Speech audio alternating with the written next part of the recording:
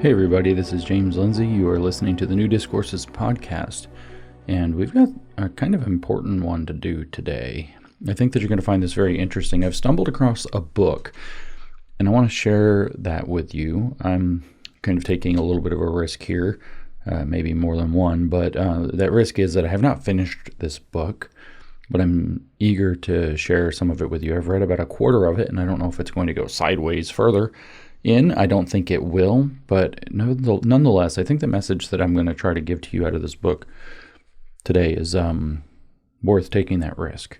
So this book is a very interesting book. I think that unless it goes sideways, and I don't know if it will before it gets to the end, that I'll probably be recommending that this book be required reading for high school students in our country. I think that if you homeschool your kids, or even if you don't, this might be a really good one. Again, supposing it doesn't go sideways, stay tuned. I'll update you later.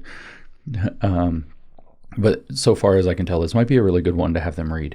So this book, just to give you the context of it before we kind of dive in, is called Account Rendered. That's the title, Account Rendered, a dossier on my former self. And it was written by a German woman named Melita Moschman and published in 1964. So the idea of this book is very interesting. Let me just tell you a little bit of the history here, although it'll kind of get repeated as I read some of it to you. Melita Moschman was a 15-year-old girl in Berlin in 1933, when at the end of January 30th in particular, the Nazi Party took Germany over. And so when the Nazis rose to power, she was a 15-year-old girl, and her best friend was a 15-year-old Jewish girl. And Melita Moschman joined the Hitler Youth, the girls' division, the BDM, of the Hitler Youth. So she became a Nazi, even though her best friend was Jewish. And in 1945, of course, Hitler loses the war, kills himself, and most of the people that were involved in the Nazi Party were rounded up and put into United States military internment camps and attempted to be deprogrammed. And then eventually she gets out of internment, and she tries to write a letter to her former best friend, this Jewish girl. Now, of course, this is 12 years is how long Hitler was in power, so add in the time for internment, we're now talking 12 to 15 years later. She tries to reach out and contact her friend, does not hear back, and then begins a long and torturous psychological process that she refers to as her, quote, her internal break with National Socialism, which she said took 12 further years. So just for the timeline, this girl's 15 years old in 1933, and for 12 years, the Nazis reign. She actually reaches a fairly high-level station by the age of 25, so 10 years into that, within the press department, aka the propaganda department for the Nazis. So she should have been 27 when the Nazi regime falls, or thereabouts, plus or minus. Then 12 years have to pass. 12 years of being a Nazi, 12 years of deprogramming from being a Nazi, to finally make what she calls her internal break with National Socialism. And so that's a long time to deprogram. And then a few years pass, and she decides to write another letter to her Jewish best friend from childhood, or from adolescence. And she starts, and it turns out that it gets longer and longer and longer. And this is that book. And her goal with this book is to explain how she could have become a Nazi. How is it that a 15-year-old girl, German girl of good upbringing, in a good family, with Jewish friends, how is it that they could have possibly become Nazis? And of course, I think this is a pressing question. I don't have to get into why I think it's a pressing question for our time yet. I think that there are very worrying trends, though. I believe that the great woke evil that we face has in a significant way taken its Nazi turn. It's pushed communism for a long time, and now it's pushing a kind of Nazi reaction. I think that's almost completely, but not entirely, astroturfed on the internet in order to mislead good conservatives, especially young people and veterans, into wrong thinking. But anyway, I wanted to share some of this book to you, or with you, because I think it gives some insight. So I'm going to read a little bit more of it than I probably should, speaking of second risk that I'm taking here. But I want to read to you the foreword, a little bit of, maybe most of the first chapter, or much of the first chapter, then all of the fourth chapter. So the foreword is, let me see if I can get the name of the author of the foreword. The foreword is, of course, written by somebody else, as they usually are. It's a few pages long. And let me see. I want to get the name. Russell of Liverpool is what it says. It wrote the foreword. I'm not entirely sure who Russell of Liverpool was, but it was written, I assume, in the early 1960s. And that's relevant because of the way he's talking. So he says, this is the foreword. He says, the number of books which have been written about the appalling deeds committed under Hitler by the Nazis in the name of Germany is legion. Many hundreds of German war criminals were tried by the Allies after the end of the war, and others are still being brought to trial by the Germans themselves at the present time. Again, this was published in 1964. The days are over when people could say that they knew nothing about such things. And one rarely hears anyone argue nowadays, as some did a few years ago whenever Hitler's final solution of the Jewish question was mentioned, that the number of Jews exterminated was only 5 million and not 6. What if it was? Does that make it any more palatable? The facts are no longer disputed by anyone, but one question always springs to mind. How was it possible for so many apparently normal people to be led into a state of mind in which they could commit these crimes without thinking that they were doing wrong? How could they condone them or turn a blind eye to what was being done, often under their very noses? So let me break from the reading. I'll come back, of course, like I always do. Let me just recontextualize the key points here, right? So one of the things that they were facing, and this guy says that by the early 1960s had more or less been settled, was a kind of denialism about the number of victims. There was an attempt to say that the actual scale of the Holocaust was not, in fact, the actual scale of the Holocaust. And here he says by the early 1960s, the dust had settled on that, and no one was really trying to confuse that issue any longer. But what was weighing on the minds of people going through the last half of the 1940s, through the 50s, and into the 60s, was this question: how is it that people became Nazis? Normal people. How could they have become Nazis and become participants in this horrifying evil? So he goes on. Many of these Nazi criminals were a curious mixture of sadism and sentimentality, of tenderness and tyranny.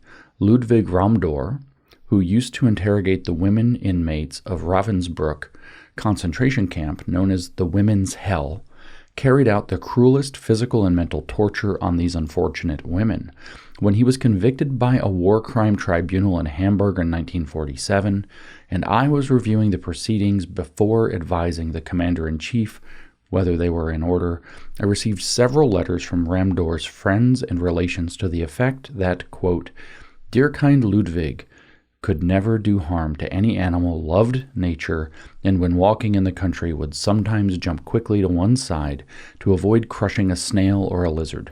When his mother-in-law's canary died, he tenderly put it in a box, covered it with a rose, and buried it in the garden." End quote. It's not easy to reconcile the brutal Ramdor of Ravensbrück, the terror of the camp, with the dear kind Ludwig, remembered by his family and his friends. Melita Moshman, in this interesting book, written in the form of a letter to her greatest childhood friend who was a Jewess, tries to explain how such a metamorphosis could take place, and in her case, change a simple, pleasant young German girl into a dedicated Nazi, without feelings and without pity. So another little piece of context there. Notice that what got beaten out of her were feelings and pity. So she lost, really, in some sense, the greatest part of her humanity by being beaten into a Nazi, made as hard as Krupp's steel, as she describes it, actually, in her own words. But we're not going to read, I don't think, those words today. I don't remember exactly where that showed up. Maybe we will. Continuing, when Hitler came to power in 1933, she was, it is true, carried away by the excitement. I think this, by the way, I'm going to start this paragraph over. This paragraph is exceptionally important. I really want you to pay attention to what you're about to hear.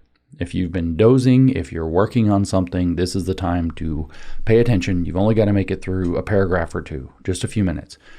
So let's start that again. This is very important.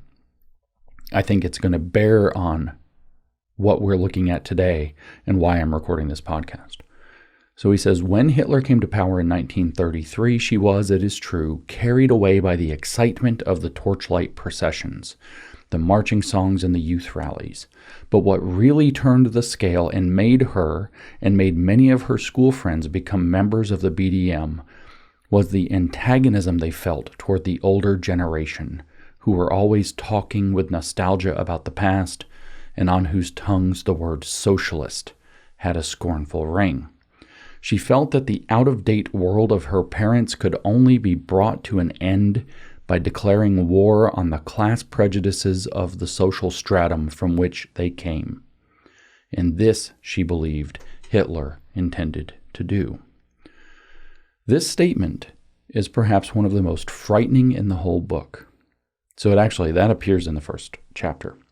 Then she explains this immediately, that she was caught up in the enthusiasm of it, but also the first chapter is really about her need to break with her parents' generation. Today we hear it as okay boomer, boomer mentality, boomer theology, boomer state of mind. The breaking with the old for the new. And what was it going to be? It was going to be class war, socialism, nationalism, in this case, National Socialism. And she's very clear about how both the socialist part and the nationalist part were very important to bringing her in. Why? Because she wasn't a leftist. She was, in fact, a conservative. She was raised in a very conservative household to very conservative and somewhat overbearing parents. And she was ready to prove that the poor maids and dressmakers and so on working in her household, or working for her parents or being hired by her parents, who were socialists, had something worth saying, that were actually on their side. So this break with the past is, I think, the most alarming thing to have this early in this book. And it says this statement is perhaps one of the most frightening in the whole book. Today, the visitor to West Germany, remember this is 1964 when this was published, the visitor to West Germany, notice also West Germany, because East Germany is already communist. Today, the visitor to West Germany is impressed by the enthusiasm of the young for the new democracy and by their scornful attitude towards their parents and others of the same generation who supported Hitler throughout these terrible 12 years. These young people cannot understand how their parents fell for him and despise him because they did. It would be dreadful to think that the only reason why these young Germans now appear to be enamored by the new Germany is that to be a Nazi would be synonymous with being a square. It is not that. Fortunately, I think it can be said that this is not the case, and that the majority of Germans who are not old enough to feel compromised by the recent past would never return to the bad old days. Fräulein Maschmann, when she became an active member of the BDM, remember that's the girls' division of the Hitler Youth, and it stands for Bund Deutscher Mädel, and it's the girls' section of the Hitler Youth, according to the footnote. Fräulein Maschmann, when she became an active member of the BDM, regarded her role in it as a kind of welfare worker, and politics did not enter into it. She even thought that the movement's violent anti-Semitism, and her best friend was herself a Jewess, was just a passing phase, a propaganda stunt. See, guys, it's just memes. We're just trolling. We're just trolling on the internet. It's just memes. So she herself thought that this rise in the Nazis was just a passing phase, a propaganda stunt. She was never able to wade through the turgid pages of Mein Kampf. So many Germans never did, more's the pity, although there was a copy in almost every German home. Nevertheless, the impact of anti-Semitism made her dream almost nightly of her best friend, and in these dreams she tried to reach out to her but was ignored. Yet in her waking hours she still believed it possible to apologize for the crimes being committed against the Jews by her Führer. Her neighbors objected to having to live in a house where the other tenants were mostly Jews. Their obvious prosperity and their ostentatious enjoyment of wealth annoyed them, these nouveaux riches. The poor Orthodox Jews they respected. The author, however, never associated Hitler's propaganda against the Jews with her own Jewish friends. The Jew was just a boogeyman. Her feeling throughout her period of membership of the BDM, in which before she reached the age of 25 she had become head of the press department, was that she was now involved in something greater than herself. So she had become part of a movement, a mass actually, a German mass movement. So her feeling throughout her period of membership in the BDM was that she had now involved herself in something greater than herself, and this relieved her of any sense of guilt. This is an appalling revelation of how extreme nationalist propaganda can warp and deaden all moral feelings and judgment. So that's a major theme, as we're going to hear. The desire and what it comes with it to be caught up in this movement. This is the energy. This is the wave. This is where we're going, which is very concerning given our time right now and our young people right now, wanting to be a big part of this, becomes the tool by which they are able to relieve any sense of guilt for any wrongdoing. And of course, the worst of the worst within that is just propaganda. It's just a phase. It's not real. It'll go away, except that it didn't, and that it maybe won't. But continuing, if it were not for this explanation, it would be difficult to believe her protestations as late as 1946, over 12 months after Germany's unconditional surrender, that she still did not realize the enormity of Hitler's crimes.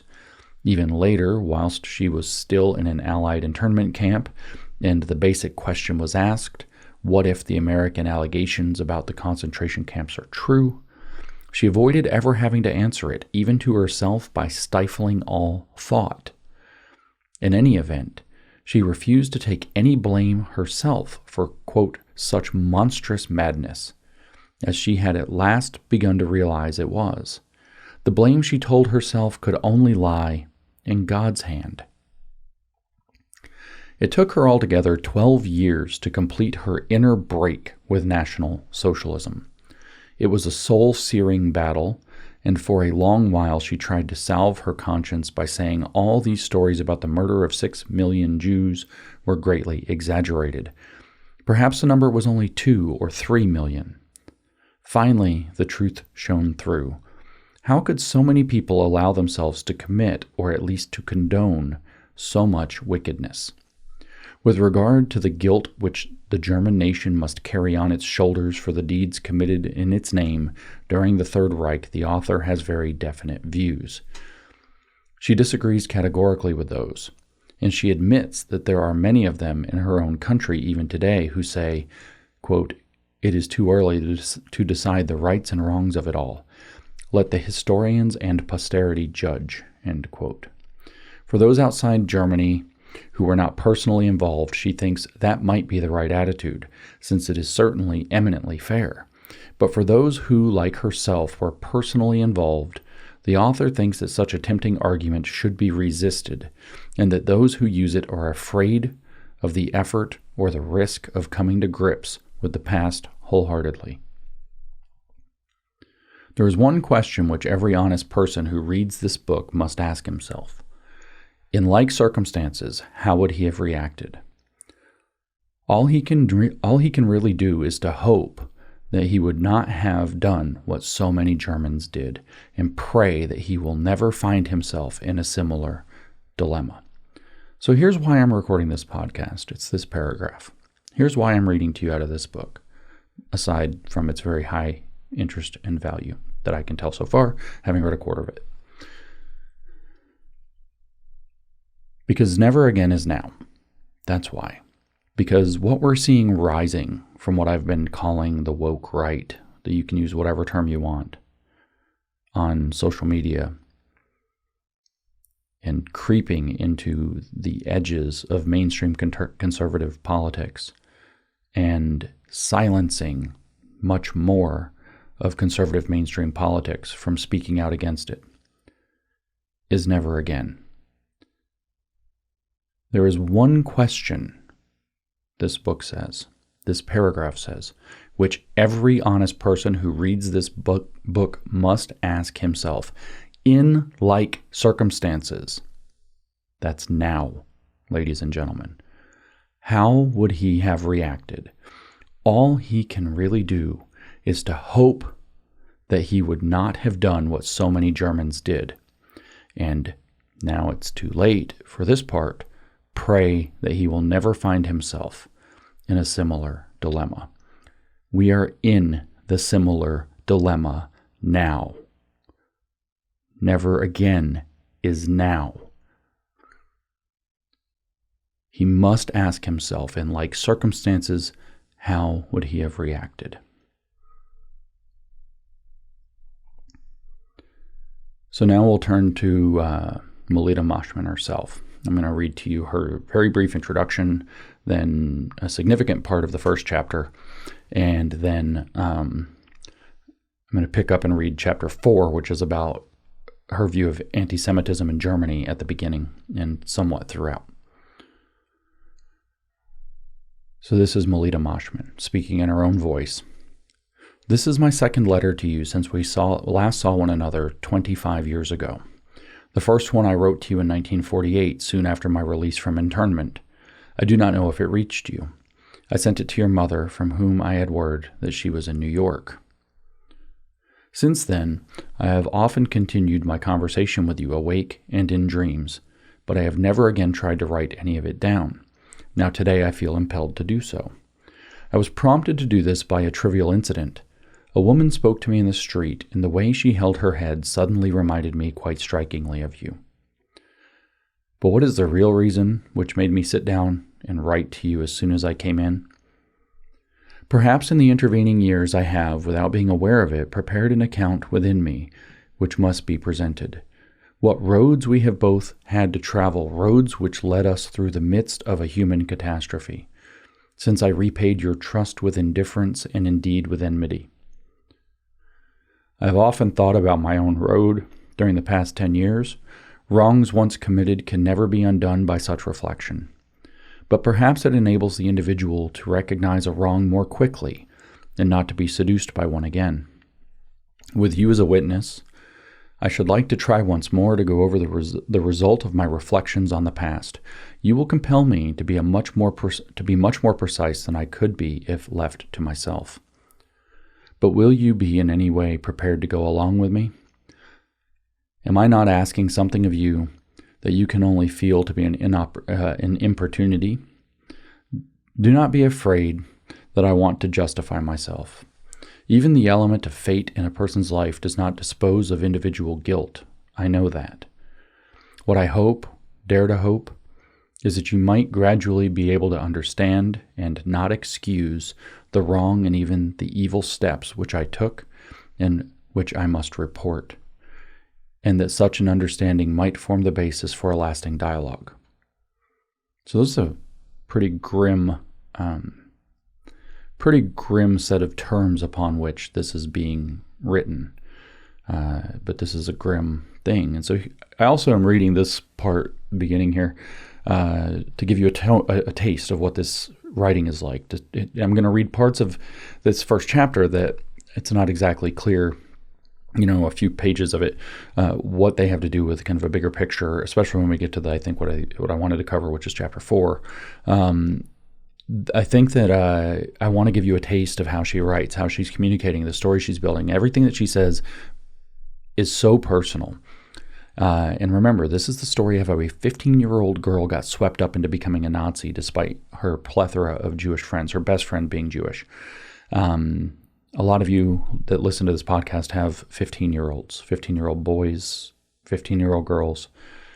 And how they get swept up into radicalism is something that I think we all needed to know a lot more about a few years ago, 10 years ago. And I think it's something that we need to know a lot about today.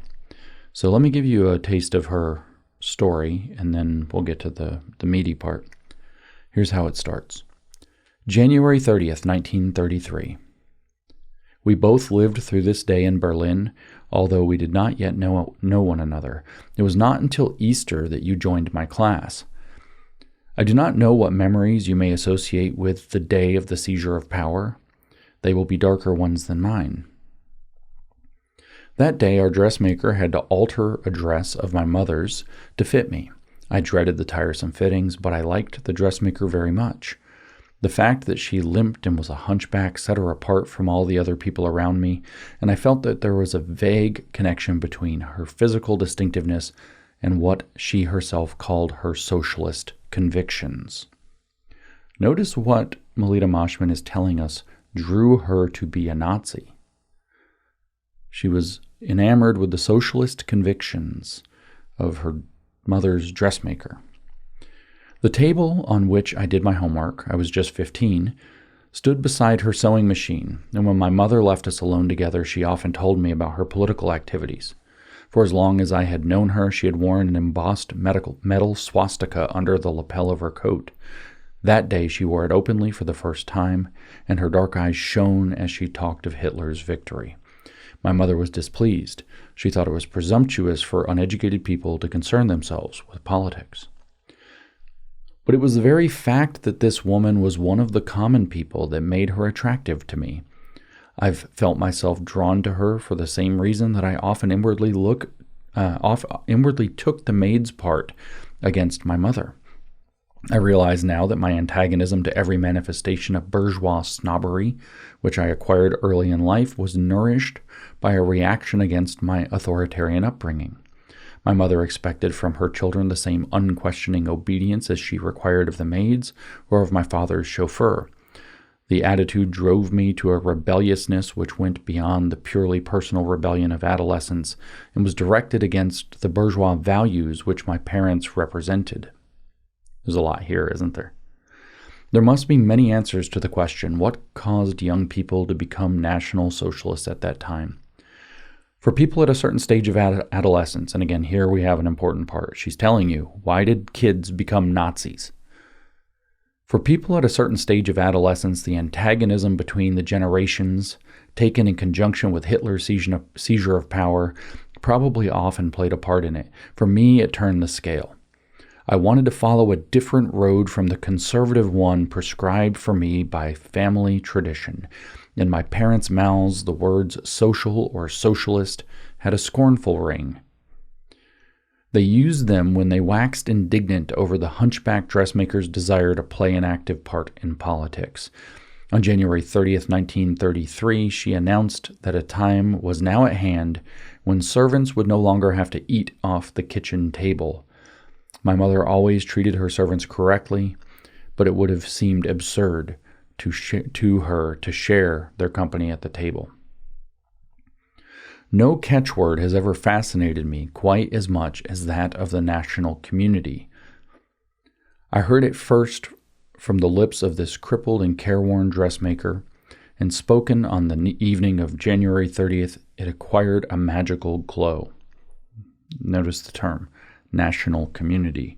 So these people that are trying to get you to focus on the nation, what it means to be a nation, are doing the same kind of communitarian politics around nation that the woke people did around their identity groups, which, by the way, the woke left called nations. How do you know that? Well, it was sprung from black nationalism, where we get CRT. Black nationalism gave way under black feminism, which morphed into intersectionality, which became the racial component in CRT of woke leftism.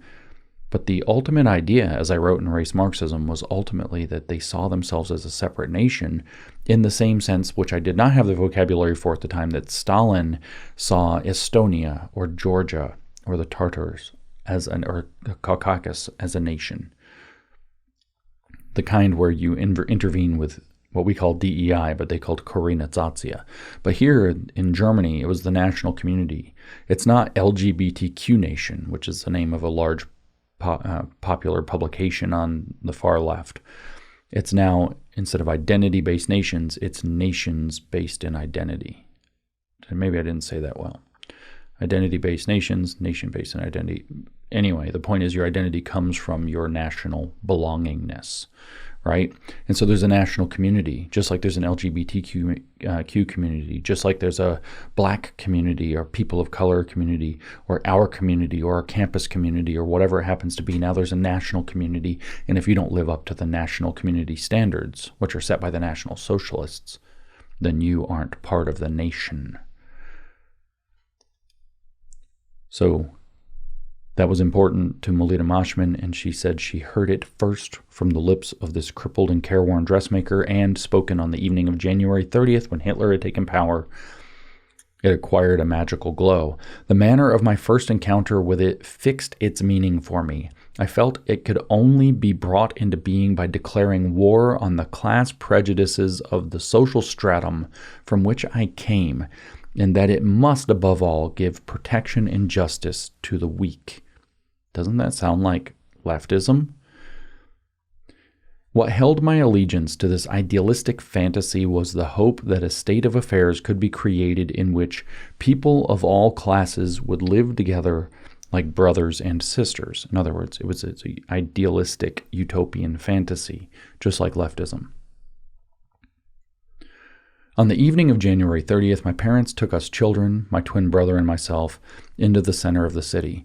There we witnessed the torchlight procession with which the National Socialists celebrated their victory. Some of the uncanny feel of that night remains with me even today. The crashing tread of the feet, the somber pomp of the red and black flags, the flickering light from the torches on the faces, and the songs with melodies that were at once aggressive and sentimental. Just record scratch. Using tiki torches would have detracted from the gravitas, I suppose. For hours the columns marched by. Again and again amongst them we saw groups of boys and girls scarcely older than ourselves. What was I, who was only allowed to stand on the pavement and watch, feeling at my back the icy blast which emanated from my parents' reserve? Hardly more than a chance spectator, a child who was still given schoolgirl stories for Christmas, and yet I longed to hurl myself into this current, to be submerged and borne along by it. Do you remember the agonizing intensity of your own search for a fundamental purpose at that time? This is one of those important paragraphs, by the way. Later on, we shared many conversations in pursuit of it.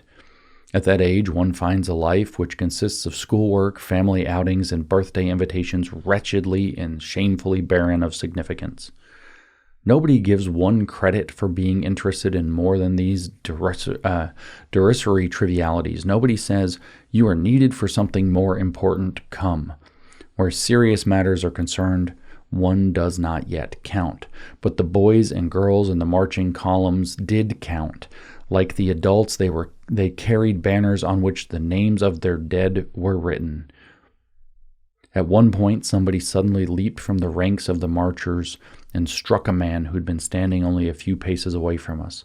Perhaps he had made a hostile remark. I saw him fall to the ground with blood streaming down his face, and I heard him cry out.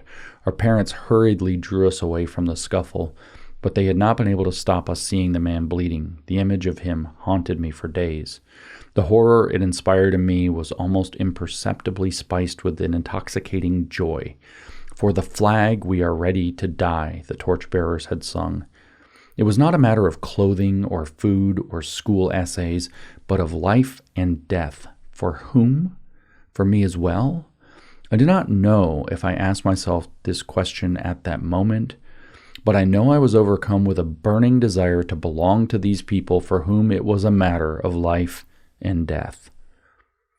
Whenever I probe the reasons which drew me to join the Hitler Youth, I always come up against this one.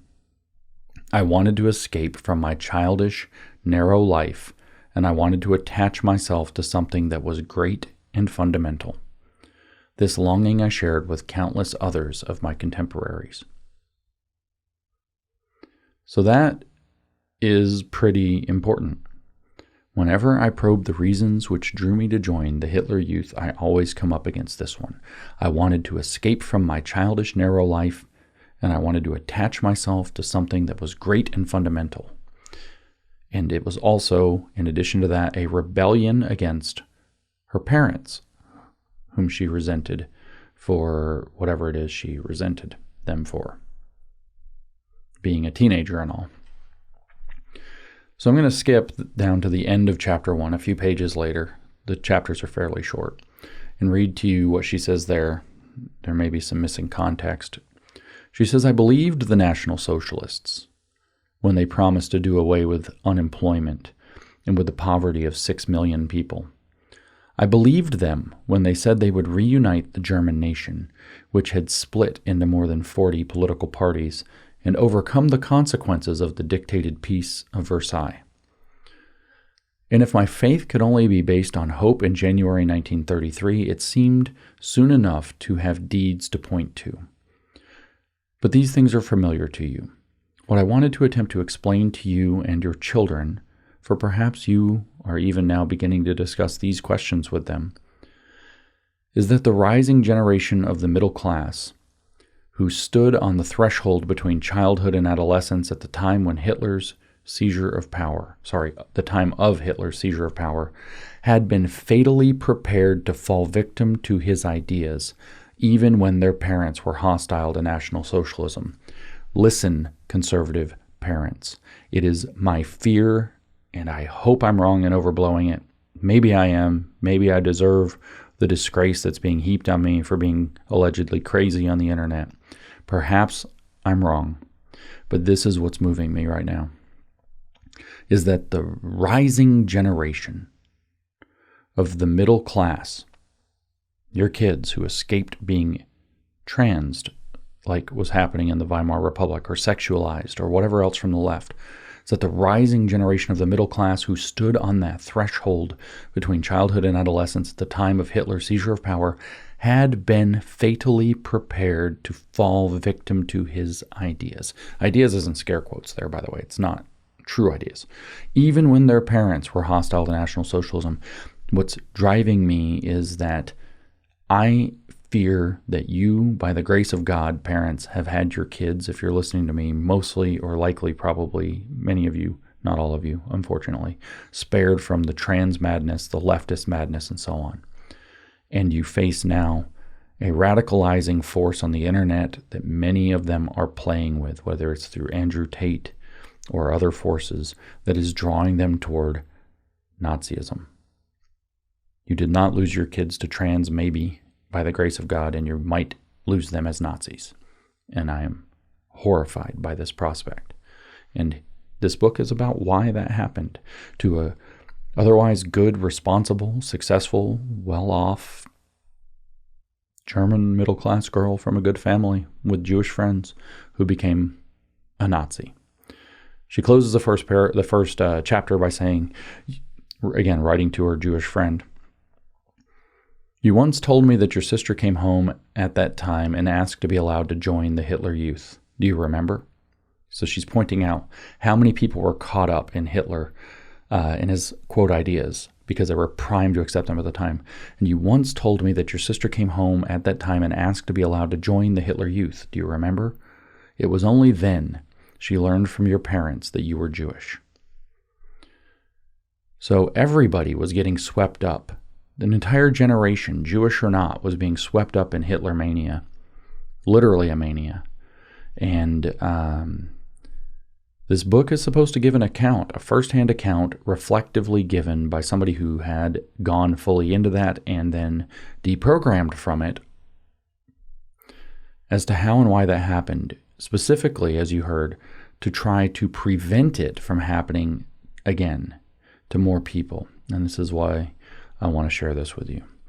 So we're going to skip now to chapter 4. Not that chapters 2 and 3 are not worth hearing from, but I want this chapter to be the anchor of what I have to say to you right now. Maybe there'll be another later. She says, I must break off my chronological account. So up to this point, it's been basically a long history. Actually, the paragraph where I stopped in chapter 1, she starts talking about the various contingencies of her childhood, which she believed primed her to want to dive into that current of Nazism she saw in the torchlight procession on the night of Hitler's seizure of power. And now for chapters 1, 2, and 3, she tells that story. Now I'm skipping to chapter 4, where she breaks off from her chronology. I must break off from my chronological account here to discuss a question which will become increasingly important in what follows. It had already preoccupied me in my early youth, and I must trace its impact on me from then onwards until the time when it first confronted me with a challenge. I mean the phenomenon of anti-Semitism. You will understand that I can hardly consider this apart from my memories of you. During the first 6 or 8 years following 1945, I dreamed of you frequently, and all of my dreams were similar. I was always meeting you and trying to speak to you, but you ignored me. Once I was riding past you on a bus and I was unable to get off. Another time I was running after you, but you moved away from me faster and faster. In a third dream, I came into a room and found you standing in the middle of it. I asked you to listen to me, but you gave no sign that you could even see me. When I woke up, I always felt that what stopped me communicating with you had its origin in some incapacity of my own. I was unable to express the guilt I felt toward you in a way which was audible to you. It is hard to know why I never managed to speak to you in those dreams. Perhaps this was an admission of a level of awareness far below normal consciousness. Consciously, I still believed it possible to apologize for the crimes against the Jewish people committed by us. That is why I sought you in my dreams. But when I stood before you, all possibility of bridging the gulf between us was denied to me. Every attempt at an apology, however it was formulated, was bound to miscarry. The wrong we had done to you and your kin was so terribly immeasurable that a truly sensitive heart could only have found one answer to it: to stop beating. How frivolous and inappropriate was the wish to apologize. Please do not regard what follows as an attempt of this kind. I simply want to identify for you and for myself those conditions which, when they were fulfilled, made it possible for me to accept uncritically the immoral maxims of National Socialism.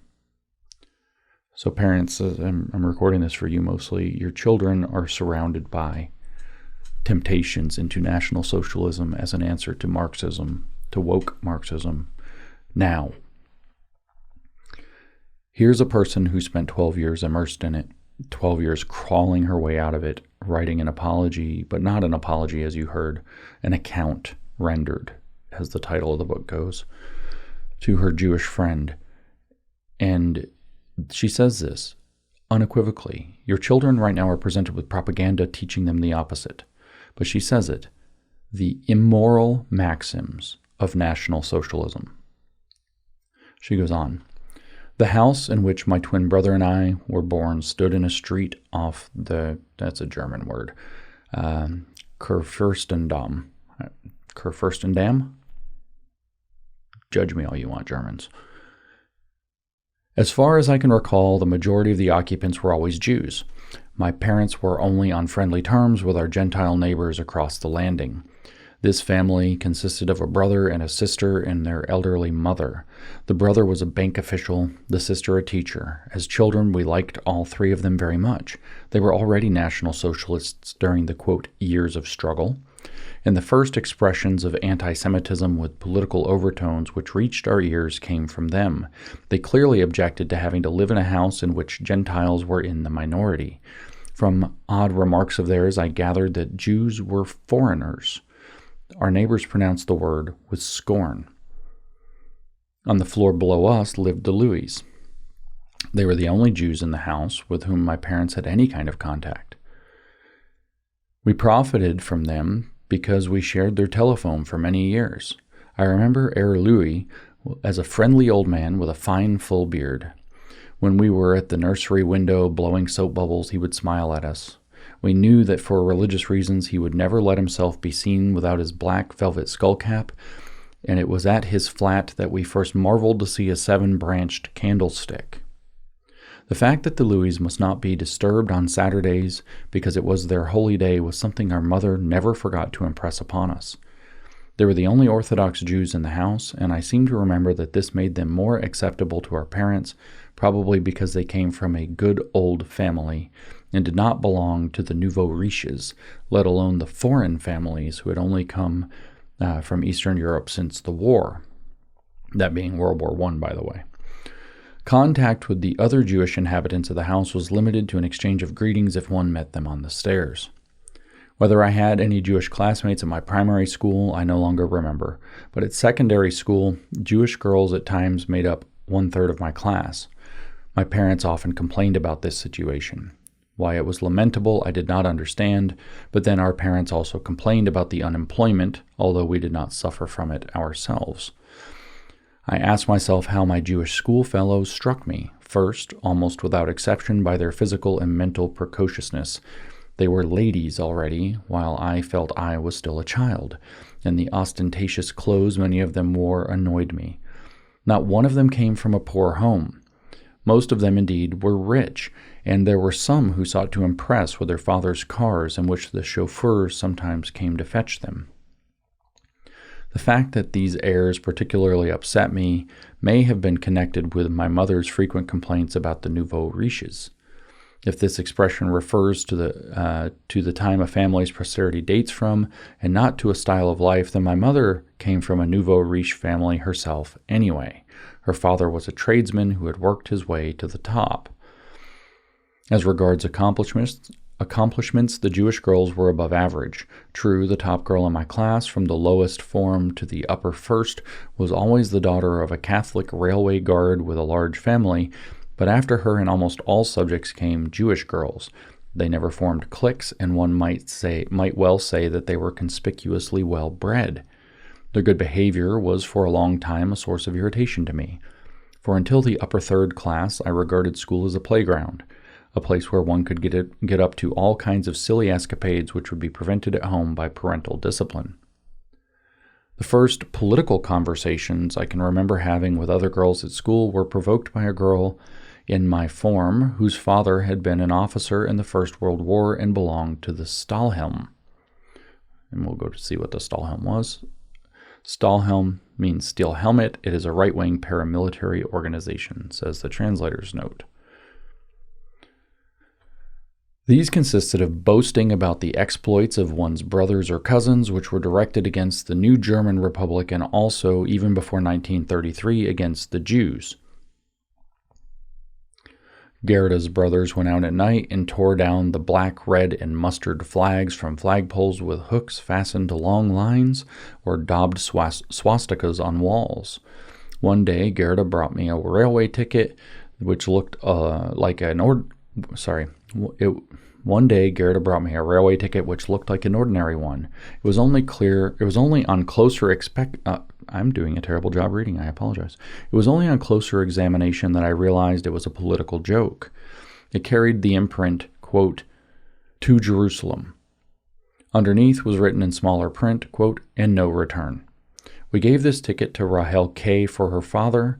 We chose Rahel because she was a particularly good-natured girl, somewhat simple in her friendliness. I do not know if you can still remember her. I liked her very much. When our cruel joke threatened to have repercussions, and before my parents were summoned to the school, I went to Rahel's mother and apologized. The kindliness with which she received me filled me with shame. From then on, I refrained from tasteless jokes of that kind. I was then 12 years old. I do not remember our having serious discussions about internal politics in class, not even at the time when I belonged to the Hitler Youth. One of our classmates, a girl whose company I found particularly agreeable, ran the school group for the Union for Germans Abroad. You will remember her, although matters like this did not interest you. Hilde Sche was a pastor's daughter. These are abbreviated and anonymized names, by the way. Hildre Schuh was a pastor's daughter. I regarded her as my exact opposite because the union was joined by all those conspicuously bourgeois girls who had no desire to join the Hitler Youth. Despite this rivalry, we got on well together as individuals. My membership of the Hitler Youth played no part in the life of the classroom. It did not even alter my attitude to the Jewish girls in the class. So notice that she had this compartmentalization going on. But we're going to see more about that soon, and that's kind of the punchline of this chapter in a way.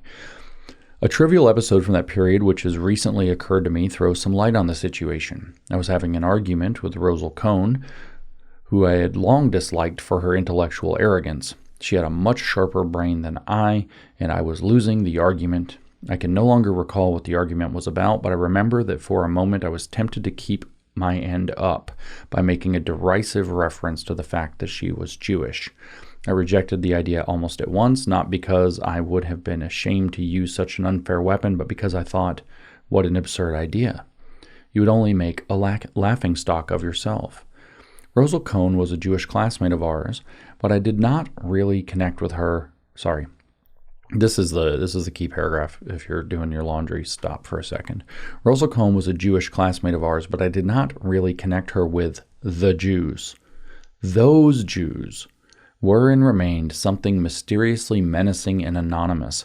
They were not the sum of all Jewish individuals who included yourself or old Herr Louis. They were an evil power, something with the attributes of a spook. One could not see it, but it was there, an active force for evil. As children, we had been told fairy stories which sought to make us believe in witches and wizards. Now we were too grown up to take this witchcraft seriously, but we still went on believing in the wicked Jews. They had never appeared to us in bodily form, but it was our daily experience that adults believed in them. After all, we could not check to see if the earth was round rather than flat, or more precise, it was not a proposition we thought it necessary to check. The grown-ups knew it, and one took over this knowledge without mistrust. They also knew that the Jews were wicked. This wickedness was directed against the prosperity, unity, and prestige of the German nation, which we had learned to love from an early age. The anti-Semitism of my parents was a part of their outlook which was taken for granted. Our father came from the university-educated middle class. In his day, there were still not many Jews at universities. They were widely regarded as intruders, particularly because their keen intelligence offered an uncomfortable challenge. My mother had grown up in the family of a tradesman. I'll say that again. My mother had grown up in the family of a tradesman by appointment to the court, who had risen to prosperity through hard work.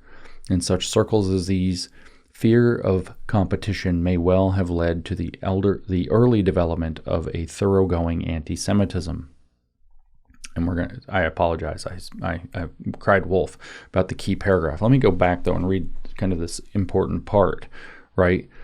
There was not a lot of critical thinking going on. The grown-ups who were broadly anti-Semitic just knew that the Jews, not any particular Jews, not that Jew, not your neighbor the Jew, not your friend the Jew, but the Jews in the abstract, the Jews were wicked. They just knew it, right? And this is the kind of the part that I want you to pay attention to, but then I'm going to read the heavy-duty stuff. This wickedness, she said, was directed against the prosperity, unity, and prestige of the German nation, which we had learned to love from an early age. Now pause. I want you to understand that these are the same tools that these woke right losers and monsters and foreign influence agents are using on your children and our conservative movement and MAGA more broadly to try to pull them in. They are trying to identify the scapegoating other, the other that is to be blamed for the problem. America would be more prosperous. We would have greater unity, and we would be more prestigious again like it used to be if we just got rid of them. And who are they? Maybe it's the Jews, maybe it's the Indians, maybe it's all foreigners, maybe it's all immigrants, whether they are legal or not, whether they are first generation or second. The term of art you sometimes hear from these guys, coined by C.J. Engel, who I read an essay of his as a podcast about the woke right, is heritage Americans. And he explains that heritage Americans refers to anybody who can draw their heritage in America, their family heritage back in America, to before the World War II post-war liberal order.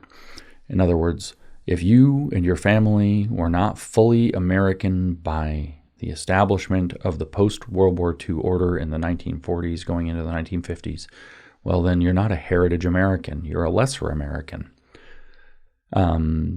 We could get a little bit uglier with this. The provocateur and general crazy person who would be beneath any mention or warrant of concern if he didn't have, for some reason, a peculiarly odd following, or large following, oddly large following, named Elijah Schaffer, who used to go around going into the looting of BLM and Antifa during 2020, got hired by the Blaze, decided to pick a gigantic fight with Glenn Beck about his religion, and through a number of allegations that I don't know if they're true or not against his co-host Sydney Watson, ended up being dismissed from the Blaze and now continues his same show of the same name, which is something like Politically Incorrect or something like that. No, it's Bill Maher. Who the fuck cares what his show is called? He's beneath mention. Anyway, Elijah Schaffer has been in hot water recently by continuing to push this edge to where he's insisting that no, in fact, blacks are not actually truly fully American. And certainly it is a common thing to hear from these people that immigrants of all kinds are not American. And we haven't even mentioned the fact of the Jews, who are blamed for everything. And that includes from fairly mainstream voices with large followings, and then in lighter form by increasingly mainstream and large influential influencers who many of your children look up to. They also just knew that the Jews were wicked. This wickedness was directed against the prosperity, unity, and prestige of the German nation, which we had learned to love from an early age. So just like how the communists weaponize your virtues, your values against you, to get you to do things you wouldn't otherwise do. And we've talked about that endlessly. They weaponize your compassion. They weaponize your empathy. They weaponize your Christian values against you. They weaponize your belief in free speech. They weaponize your values against you. Similarly, the National Socialists, the Nazis, weaponize your values against you and the values you instill in your children. You teach your children to love your nation from an early age. And they weaponize it by saying there's an enemy. There's an outsider, there's an other. And America would be great again if it weren't for that other. And that other is wicked. And that other is stealing your jobs. And that other is selling your country out. It's buying your politicians. There's too much foreign influence, whatever the lines are. And that's not the heavy part. Now let's go to the heavy part. So if you went back to your laundry, now it's time to not be back on your laundry. Am I in touch with my listeners or what? My parents certainly grumbled about the Jews, but this did not stop them from having a genuine liking for the Louis and having social relations with my father's Jewish colleagues. For as long as we could remember, the adults had lived in this contradictory way with complete unconcern. One was friendly with individual Jews whom one liked, just as one was friendly as a Protestant with individual Catholics. But while it occurred to nobody to be ideologically hostile to the Catholics, one was utterly to the Jews. In all this, no one seemed to worry about the fact that they had no clear idea of who the Jews were. They included the baptized and the Orthodox, Yiddish-speaking second-hand dealers and professors of German literature, communist agents and First World War officers decorated with high orders, enthusiasts for Zionism, and chauvinistic German nationalists. So when you came into my class at Easter 1933 from another Berlin school, I made friends with you, although I knew you were Jewish, and despite the fact that I had joined the Hitler Youth at almost the same time. I had learned from my parents' example that one could have anti-Semitic opinions without this interfering in one's personal relations with individual Jews. There may appear to be a vestige of tolerance in this attitude, but it is really just this confusion which I blame for the fact that I later contrived to dedicate body and soul to an inhuman political system without this giving me doubts about my own individual decency. Tell your sons. Yeah, that's fine. You can have friends with some Jews. That Jew, this Jew, he's a great guy, whatever. We make jokes. It's just the Jews that are the problem, right? And so let me read that again to you because I just think it's so heavy. I had learned from my parents' example that one could have anti-Semitic opinions without this interfering in one's personal relations with individual Jews. There may appear to be a vestige of tolerance in this attitude, but it is really just this confusion which I blame for the fact that I later contrived to dedicate body and soul to an inhuman political system without this giving me doubts about my own individual decency. In preaching that all the misery of the nations was due to the Jews, or that the Jewish spirit was seditious and Jewish blood was corrupting, I was not compelled to think of you or old Herr Louis or Rosal Cohn. I thought only of the boogeyman, the Jew. And when I heard that the Jews were being driven from their professions and homes and imprisoned in ghettos, the point switched automatically in my mind to steer me round the thought that such a fate could also overtake you or old Louis. It was only the Jew who was being persecuted and made harmless. Perhaps I should have been more ready to learn from the sum of my own observations if I had not had the example of this fatal schizophrenia before my eyes from an early age. There is much to suggest that I might. So before we read her apology about herself here, listen to that word, that phrase. She said that she could possibly have been more ready to learn from her own observations, that what she was being subjected to was horrible. She says, if I had not the example of this fatal schizophrenia, it's not probably totally coincidental that one of the woke right word salad terms is schizophrenic. The iron law of woke projection applies to all wokes, woke right not exempted. So they go around accusing people who are calling them out of being schizophrenic, schizopost, schizotake, schizophrenia, all the time. But the fact is that National Socialism itself represents a fatal schizophrenia, where individuals, as she's characterizing it, individuals in the out group, the problem group, the other group can be fine, but you can have Jewish friends, but the Jews themselves as a abstract whole are the monstrous enemy with grotesque and contaminating blood that's going to need to be rendered harmless through ghettoization and, as we know, Holocaust. Much worse. She calls this a fatal schizophrenia, and her account was that this fatal schizophrenia was given to her by her parents, and that it was the particular insulator that prevented her from realizing that she was throwing her whole body and soul, as she said it, dedicating body and soul to an inhuman political system without this giving me doubts about my own individual decency. So getting pulled through this fatal schizophrenia, you also leave your empathy behind in the other half of your mind. Schizophrenia means split mind, the part of your mind that knows that it is wrong to hate others arbitrarily, viciously, gets left behind and the side that doesn't have to make sense or be dealt with. Meanwhile, you can excuse yourself from all guilt because, well, I'm not thinking of any of the Jewish people I actually know or any of the Indian people or whatever who are real. But she says there's much to suggest that if she would have trusted her own observations, maybe she wouldn't have become a Nazi. What she says is, your father, if you will allow me to cite him as an example, was a man who epitomized the complete opposite of what was then depicted to us as typically Jewish. He had been awarded both Iron Crosses during the war and as a doctor he was much sought after by poor people because they knew he would take the trouble to help them sympathetically even when they could not pay his fee. During my school days, I never felt more at home with any of the families I knew than with yours. Here, the two generations lived together in friendship without this ever calling into question the authority of your parents.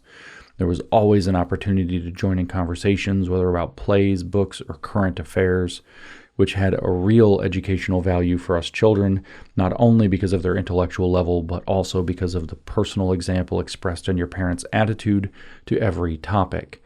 What bound me to you apart from a spontaneous liking for you was a shared interest in literature and philosophy. You thought more slowly and more deeply than I, with an intensity at which I marveled. You would burrow into a question, remain long silent, and surprising me with solutions which went deeper both intuitively and intellectually than ones I could have found.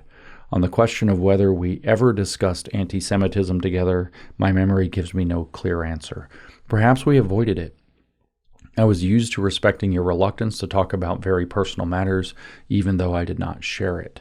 But I certainly remember my telling you quite freely about my experiences in the Hitler Youth and your equally open descriptions of those of your brothers and sisters in their youth groups. They belonged to the illegal Federated Youth, to which the National Socialists were ruthlessly opposed. The leader of this group was known by the nickname Tusk. It was said then, and as far as I can remember, this corresponded to everything you told me about him, that he had communist leanings. Out of all the Federated Youth, he was the Hitler Youth's enemy number one. One day I learned from you that many of your brother's friends, when their group had been closed down, had joined the Hitler Youth. This confirmed something about which I had heard frequent complaints in the Hitler Youth, the infiltration of National Socialist youth by federated and indeed communist elements. Sounds like Groyper Wars.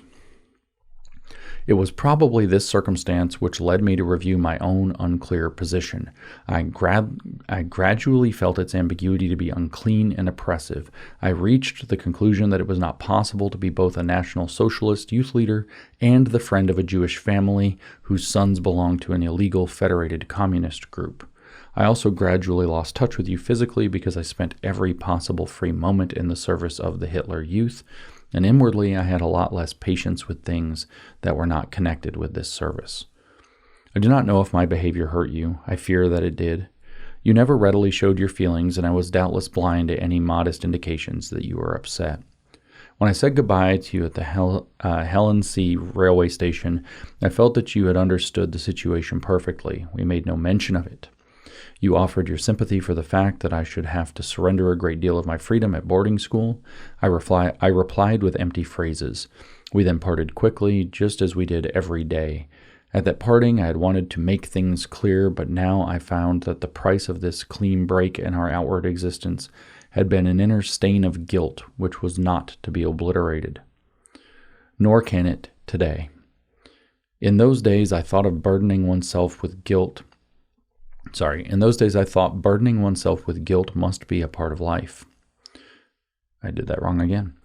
In those days, I thought burdening oneself with guilt must just be a part of life. You know the next part of the story from the letter I wrote to you shortly after my release from internment, but it belongs with the rest of this account, so I shall mention it once again. It may be that my letter did not reach you in all the confusion of the post-war years. I have never received a reply from you, though I did not dare to hope for one. When I was released from labor service in the autumn of 1937, the Gestapo tried to make me act as a kind of agent for them. On the day after my return from East Prussia, someone who was working for them appeared at my parents' house and called every day for a week to put pressure on me. I learned from him that the illegal restarting of a youth group which would have federated communist tendencies was planned for November 1. The inauguration was to take place at your parents' house, because your brothers were amongst the leaders of the group. I was to observe the proceedings. The Gestapo official explained to me that it had been established that I was the only reliable National Socialist who had contact with your family, and I was therefore expected to try to gain an entry into the group in order to keep watch on it. I bluntly refused this demand. It would be impossible for me to spy on former friends, and besides, I was not cunning or diplomatic enough for such a task. For several weeks, I was harassed daily, and finally my National Socialist convictions were called into question. One day, I was called before the senior leader of the BDM in Berlin, and she, whom I had known and admired for years, succeeded in convincing me that it was my duty to perform the task which was required of me. Nothing could be more understandable than my reluctance, but my former friends were conspiring to corrupt young people with the spirit of federated communism. Anyone who led young people astray from their National Socialist convictions was endangering the future of Germany. That dynamic is so easy. Imagine your super MAGA teenager being told that anybody who's not going along with the program is threatening the future of America, and being told that they have to do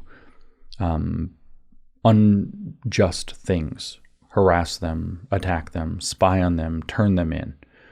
It's that easy. She caved. With her close friends, her best friend, she caved. She was going to go spy on them. It's that easy. Why? Because it's her duty to Germany, because the movement is going where it's going, and you're part of the movement. She's been caught up and swallowed whole by that current that she wanted to throw herself into.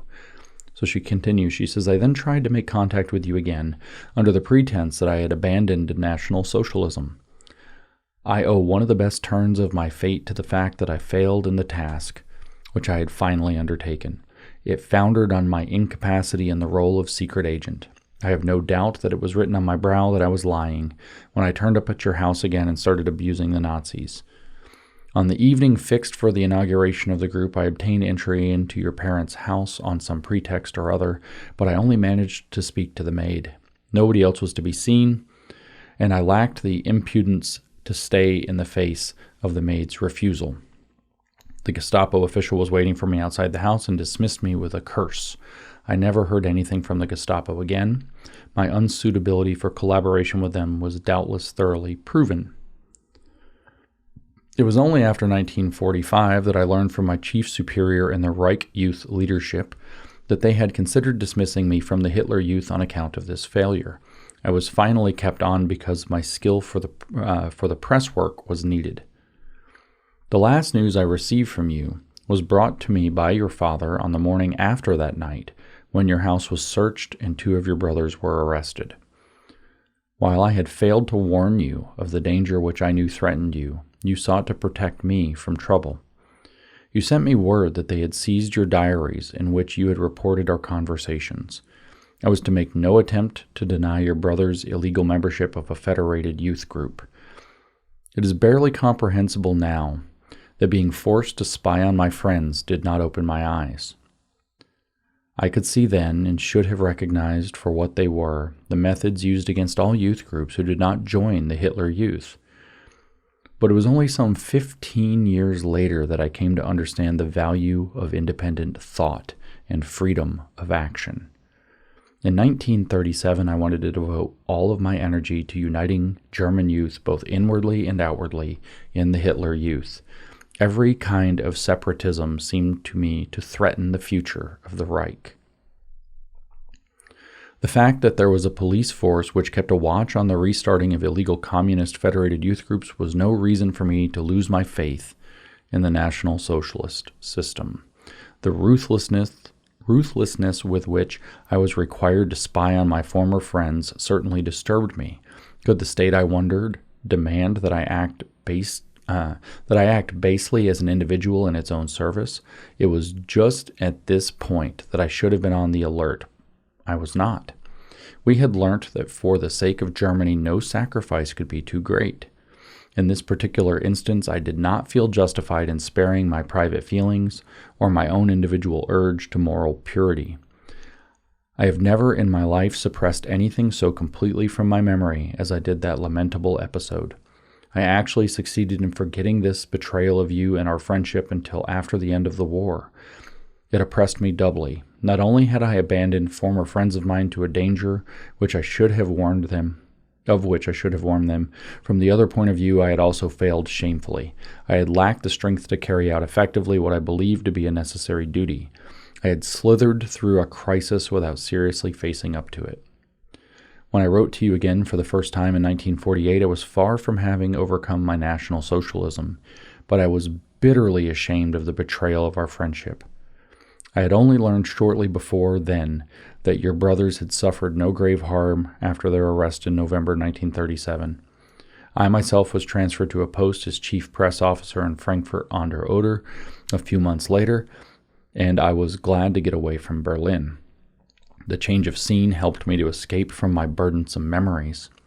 During the years which followed, I never allowed any of my experiences to prompt me to come to grips with the so-called Jewish question for myself.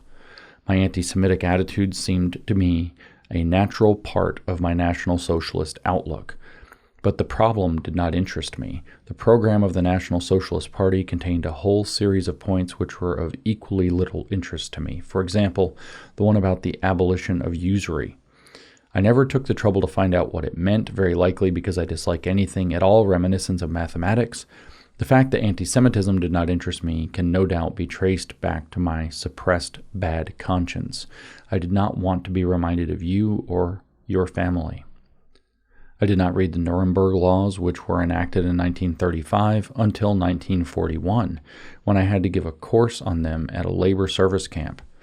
Previously, I had been satisfied with a very imprecise knowledge of their contents. Doubtless, this was because I did not want to know exactly what they contained.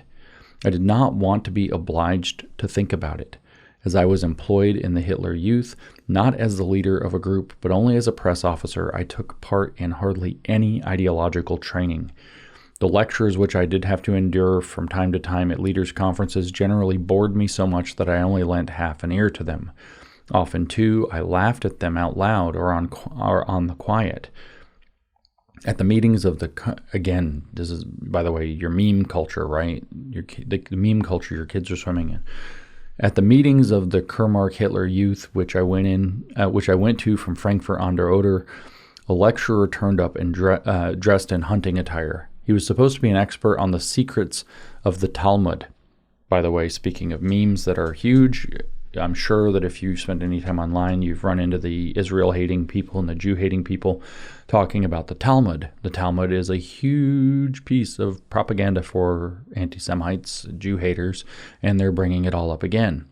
So this guy, dressed in hunting attire, was supposed to be an expert on the secrets of the Talmud. And the small group of colleagues I was quite friendly with, we called him the Ritual Murder Very Funny Guy. This nickname was a quotation of his own words. His lecture consisted of a string of dark suggestions and mysterious allusions. By the way, that's the water your kids are swimming in online, or you might be swimming in online. Lots of dark suggestions and mysterious allusions about evil Jewish power. This is all happening again. Never again is now. That's what I'm telling you. That's why I'm reading this. He plainly avoided any reference to facts. Obviously, he considered it more effective to leave his listeners to draw the conclusions he was hinting at for themselves. So on the basis of his confused ravings, one was supposed to arrive at the conviction that the Jews had committed ritual murders in the Middle Ages and still did so today.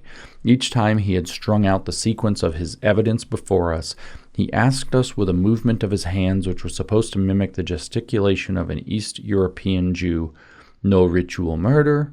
Then after a pause, he then added himself, "Very funny."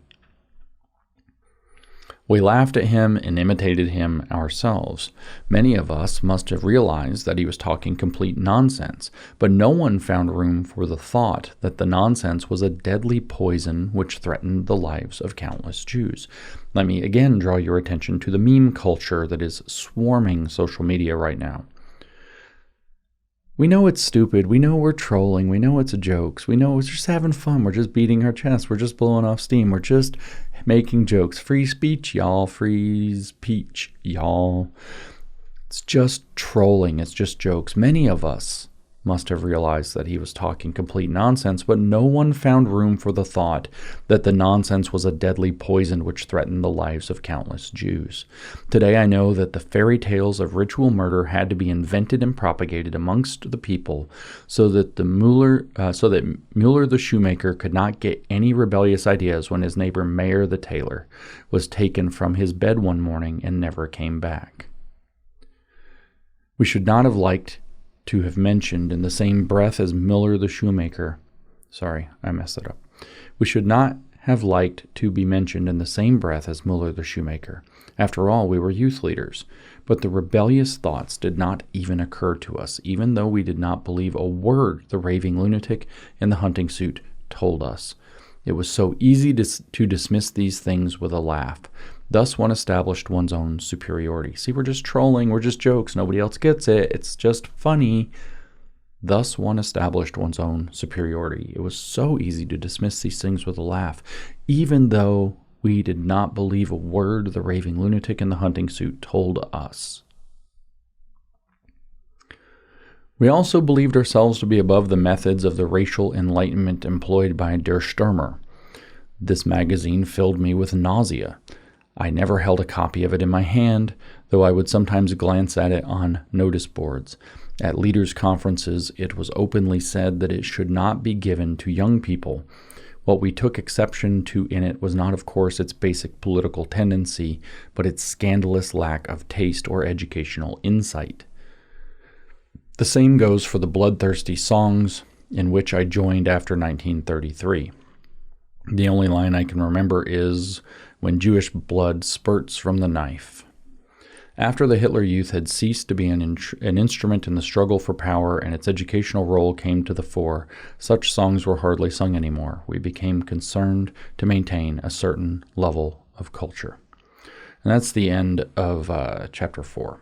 And I'm not going to go on reading this. This is just a taste of this book, which I'm starting to think is extremely important. And I am considering myself extremely lucky to have come across it. I think it might be in the next chapter. I'm not 100% certain where she actually, maybe in 6, that she talks about Kristallnacht and having come across it and being horrified by it. But what you're seeing is this psychology of compartmentalization, being swept up and as a form of thinking that the older people in society have it all wrong. They're missing some important ingredient. She explains somewhere in here that love of country, love of Germany was far more than hatred of Jews that brought her in.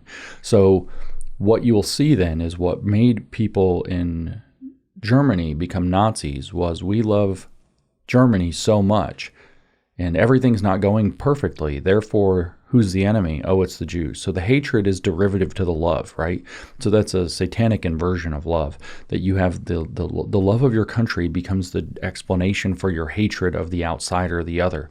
This is being replicated and can be replicated with love of America just as easily as it was with love of Germany. Germany was down in the dumps. Germany had been degenerated in moral and economic ways following World War II through the rise and reign of the Weimar Republic.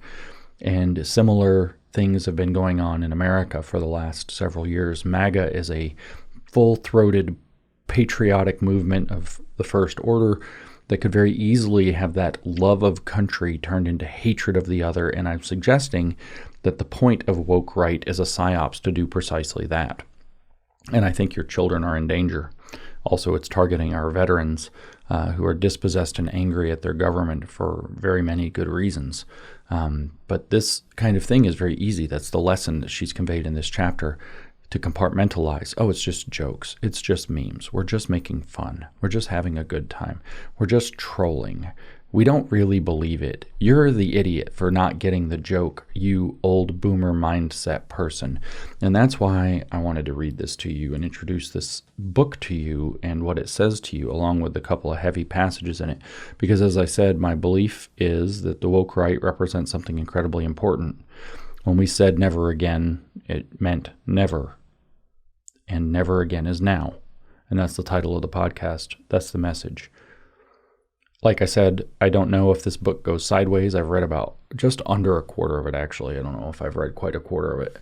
So it may go strange before the end, but so far I think I've found a hidden gem. And thank you to my familiar stranger Twitter friend who recommended it to me. Ex-friend. That sounds wrong. Twitter friend who recommended it to me. I think this is a hidden gem. And If it goes sideways and I'm making this recommendation for you to read it, I apologize for my haste in advance, but I recommend, based on what I've seen so far and what I've shared so far, that I think people need to read this book. I think that this book is something that young people need to read in general, because they are the ones who are targeted by mass movements predominantly. Just like how the woke left went for our young people, splitting families, causing mayhem, going into the schools, the woke right can do the same thing and will. They want that youthful energy. And what I've observed in person is that when I go into large public conservative spaces, virtually everybody over the age of 35 is very concerned about the woke right, wants it to go away, strongly disagrees with it, wants nothing to do with it, thinks it does not represent anything about what America's about, or MAGA is about, or conservatism is about. And when you get under 35, it kind of splits a little bit differently. There are, I wouldn't say even a majority, but there are many young people who are being caught up in these same pathways, hating the older mentality, wanting to be caught up in something meaningful, wanting to be a part of the transformation, there's a key word, of history, dedicating themselves to something that's life or death for something that they love, which is the country, defining themselves in terms of the nation, where they become the arbiters of who counts as part of this nation and who is an illegitimate interloper who has to be excluded from it. And that might be, certainly illegal immigrants are not part of our nation, but that may include legal immigrants, visa holders, recent immigrants, or people of backgrounds that they don't consider to be sufficiently heritage American. It's a very concerning time. So I'll say the title line one more time, because we need to take what's happening very seriously. I'm calling you on, I think this is 3 full podcasts in a row. I'm calling you to join me in standing up and saying no to this, to standing up and fighting this, to stop being afraid to do it. This isn't just the right thing to do. It is a necessary thing to do. We said never again. We've all believed never again. We grew up wondering, just like the generation mentioned in the foreword, how it could possibly have happened. Looking back at the generation of Germans like Melita Moshman who got swept up in the Nazis, the Nazi movement, the National Socialism, the Holocaust, the anti-Semitism. How could it have happened? It could never happen again. We grew up with this. We all know this. We know this in our bones. And ladies and gentlemen, friends, neighbors, Americans, never again is now. Never again is now.